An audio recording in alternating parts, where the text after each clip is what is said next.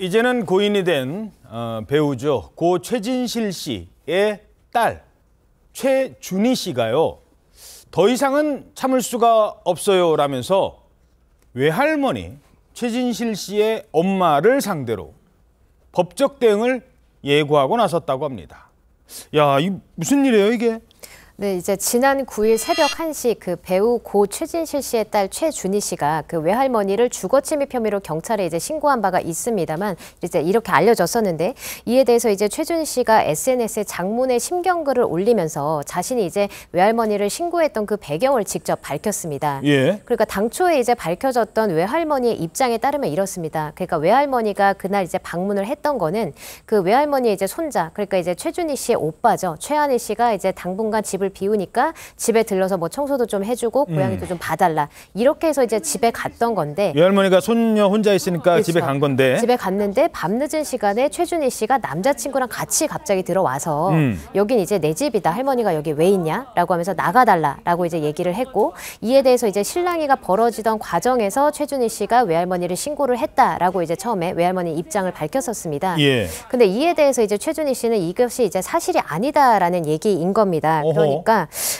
최준희 씨는 이제 그 당일날 경찰이 출동하기 직전에 상황이 담긴 CCTV를 공개를 했는데요. 어허. 그러면서 자신이 친오빠가 이제 없는 집에 남자친구랑 같이 밤늦게 놀러 갔다는 것은 거짓이다라고 얘기를 하는 겁니다. 그러니까 이제 그 공개된 CCTV 화면을 보시면 그 최준희 씨는 반려견을 이제 품에 안고 뭐 이제 혼자 이제 타고 있잖아요. 남자친구가 없고. 혼자 들어갔군요. 처음에는. 그쵸. 지금 보시면은 그냥 혼자 엘리베이터를 이제 탄 건데 예. 그러고 나서 2분 뒤에 또다시 혼자 엘리베이터를 타고 그다음에 어딘가에 전화를 하는 겁니다. 예. 그러니까 이거에 따르면 최준희 씨 얘기는 내가 이제 밤늦은 시간에 남자친구랑 늦게 간 것이 아니고 내가 이제 처음에 집에 혼자 갔는데 그 외할머니의 폭언을 이제 견디지가 못해서 욕을 먹고 그냥 나온 거다. 할머니가 하도 나한테 뭐라고 하고 폭언까지 해서 내가 집에 일단은 집 밖으로 나왔다. 그렇죠. 내가 혼자 들어갔다가 욕을 먹고 나온 건데 그리고 나서 이거를 견딜 자신이 없어서 그때 이제 경찰하고 남자친구를 부른 거다. 이게 내 입장이다. 이게 사실이고 이렇게 이제 얘기를 하고 있는 겁니다.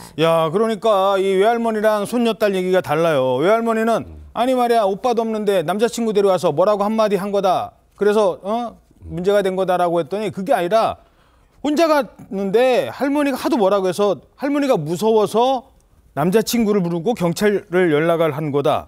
자, 그리고 나서 또 어떤 부분이 있다고요? 네, 최준희 씨는 이 외할머니의 그 말과 행동이 다르는 거, 앞뒤 다른 거 소름 끼치고 너무 무섭다. 이렇게 얘기를 하면서 또 다른 영상도 공개를 했는데요. 예. 일단 영상을 보면 외할머니가 경찰을 향해서 지금 저렇게 삿대질하고 소리 지르는 영상이 있죠. 영상에는 거실 소파에 앉아있는 외할머니가 경찰한테 제가 누군지 아시죠? 이렇게 물으니까 경찰이 아니 제가 체험배인데 어떻게 알아요? 이렇게 반문하는 그런 내용입니다. 그리고 이제 최준희 씨가 밝힌 내용을 보면 본인이 미성년자일 때 할머니로부터 폭언, 욕설, 폭행을 당했고 여전히 정말 마음에 큰 상처로 남아있고 너는 태어난 것 자체가 문제다. 이런 입에 담기도 힘든 얘기까지 들었다고 합니다.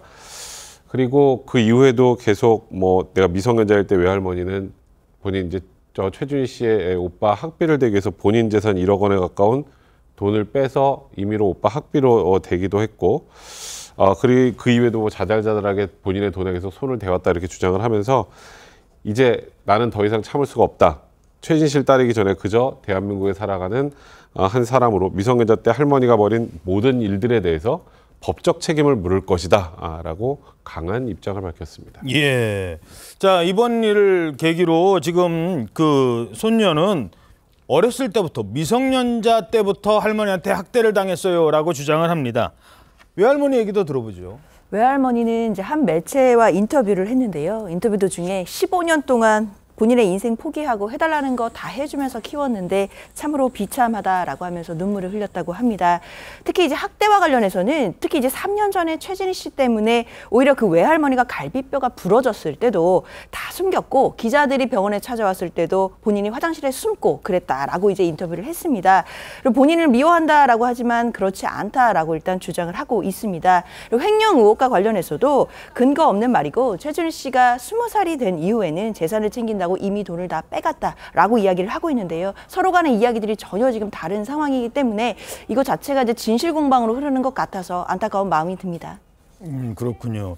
자, 근데 이 최진실 씨의 엄마이자 또 이 아이들한테는 외할머니인데 이번 갈등이 사실 처음은 아닌 거죠? 네, 이번에 처음 불거진 것이 아니라 지난 2017년에도 최준희 씨가 외할머니를 아동학대 혐의로 신고를 한 적이 있습니다.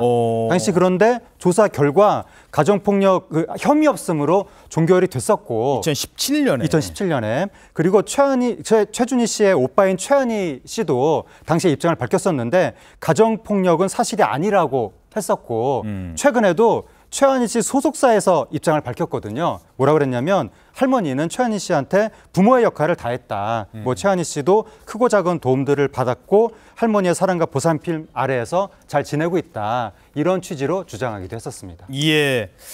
이 아무래도 이제 가족 간에 있었던 문제이기 때문에 이럴 때는 할머니와 손녀가 정말 그동안에 있었던 일, 내가 잘못했어 할머니 하면서 푸는 방법밖에는 없을 것 같습니다.